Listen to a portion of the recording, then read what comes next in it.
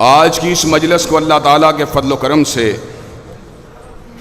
ان لوگوں کی عظمت کے بیان کے لیے سجایا گیا ہے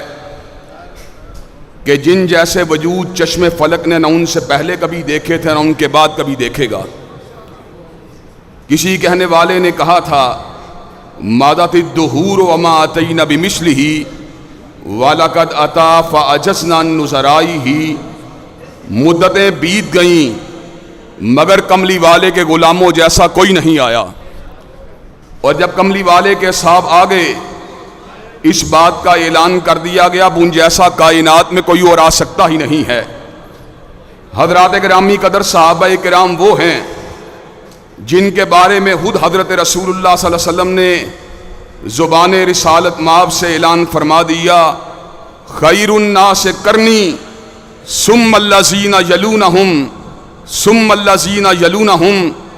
بہترین لوگ میرے زمانے کے لوگ ہیں اور پھر وہ لوگ بہترین ہیں جنہوں نے میرے صحابہ سے ملاقات کی ہے اور پھر وہ لوگ بہترین ہیں جنہوں نے تابعین کی زیارت کی ہے۔ حضرات گرامی قدر صحابہ کرام سارے ہی اعلیٰ ہیں، سارے ہی افضل ہیں، سارے ہی عرفہ ہیں، لیکن وہ 10,000 اعلیٰ ہیں جنہوں نے فتح مکہ میں حضرت رسول اللہ صلی اللہ علیہ وسلم کے ہمراہ حصہ لیا۔ ان میں سے وہ 1400 صحابہ اعلیٰ ہیں جو بیعت رضوان میں شریک ہوئے اور اللہ نے اس امر کا اعلان فرما دیا لقد رضی اللہ عن المؤمنین اذ یبایعونک تحت الشجرہ، جن لوگوں نے درخت کے نیچے آپ کے ہاتھ کے اوپر اپنے ہاتھ کو رکھا، ید اللہ فوق ایدیہم، اللہ نے ان کے ہاتھ پہ اپنے ہاتھ کو رکھ دیا ہے۔ اور ان میں سے وہ 313 صحابہ افضل ہیں جنہوں نے بدر کے معرکے میں حصہ لیا، اور ان میں سے وہ 10 صحابہ افضل ہیں جنہیں جنتی ہونے کا اعزاز حاصل ہوا، اور ان میں سے وہ 4 صحابہ اعلیٰ ہیں جن سے اللہ نے اپنا وعدہ پورا فرما دیا۔ اللہ کا وعدہ کیا تھا؟ وعد اللہ الذین آمنوا منکم وعملوا الصالحات لیستخلفنہم فی الارض کما استخلف الذین من قبلہم ولایمکنن لہم دینہم الذی ارتضی لہم۔ حضرت رسول اللہ کے بعد اللہ اقتدار دے گا، ان کو دے گا جو ایمان والے بھی ہوں گے، عمل صالح والے بھی ہوں گے۔ اللہ نے اقتدار دیا، حضرت صدیق کو دیا، حضرت فاروق کو دیا، حضرت ذوالنورین کو دیا، حضرت علی المرتضیٰ کو دیا۔ جب تک حضرت رسول اللہ کا ایک بھی نوکر اور غلام زندہ ہے حق 4 یار کے نعرے لگتے رہیں گے، صحابہ کی عظمت کے ڈنکے بجتے رہیں گے۔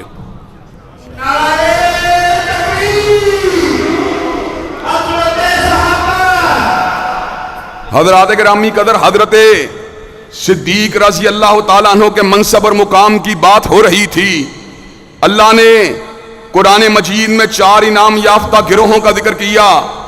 نماز پڑھنے والا دیوبندی ہو تب بھی، نماز پڑھنے والا اہل الحدیث ہو تب بھی، نماز پڑھنے والا بریلوی ہو تب بھی، نماز پڑھنے والا جماعت اسلامی کا کارکن ہو تب بھی، سبھی دعا مانگتے ہیں صراط الذین انعمت علیہم۔ اللہ نے کہا انعام یافتہ گروہ 4 ہیں، اولئک الذین انعم اللہ علیہم من النبیین والصدیقین والشہداء والصالحین۔ حضرات گرامی قدر درجوں پہ غور کیجیے، سیدنا حیدر کرار بھی شہید ہیں، سیدنا عثمان ذوالنورین بھی شہید ہیں، سیدنا فاروق اعظم بھی شہید ہیں۔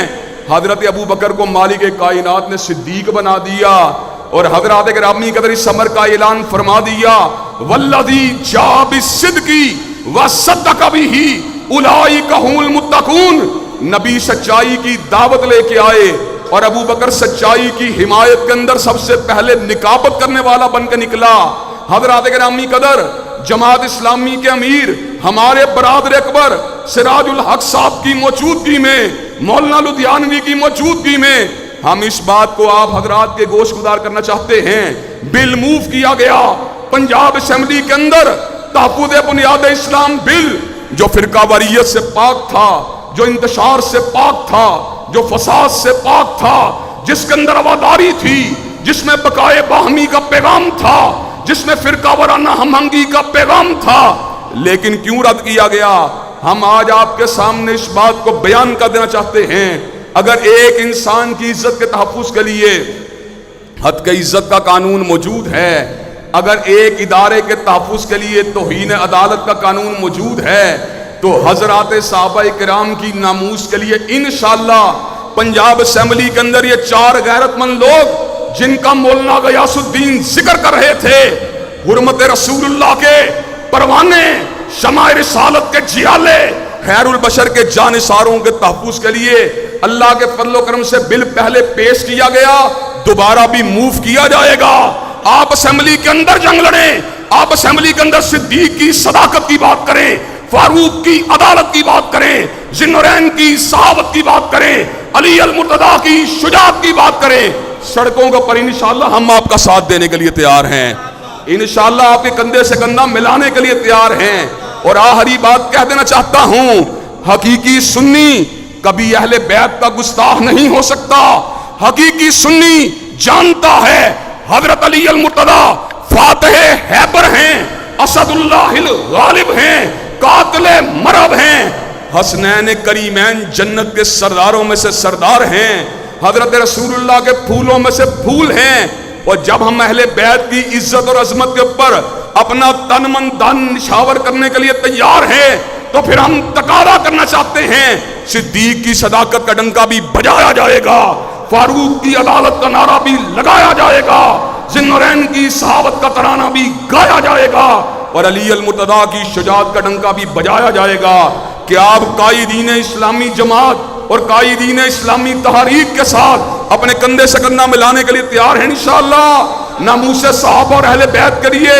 آگے بڑھنے کے لیے تیار ہیں انشاءاللہ۔ اور انشاءاللہ یہ جنگ ہوگی نہ گولی کے ساتھ، نہ لاٹھی کے ساتھ، نہ بندوق کے ساتھ، نہ بارود کے ساتھ، یہ جنگ ہوگی دلائل کے ساتھ، قلم کے ساتھ، تقاریر کے ساتھ، براہین کے ساتھ، رائے کو ہموار کرنے کے ساتھ، امن کے ساتھ، محبت کے ساتھ۔ اور انشاءاللہ ہم اس ملک کے در و دیوار سے صدیق و فاروق اور عثمان و علی کی عظمت کو منوا کے چھوڑیں گے۔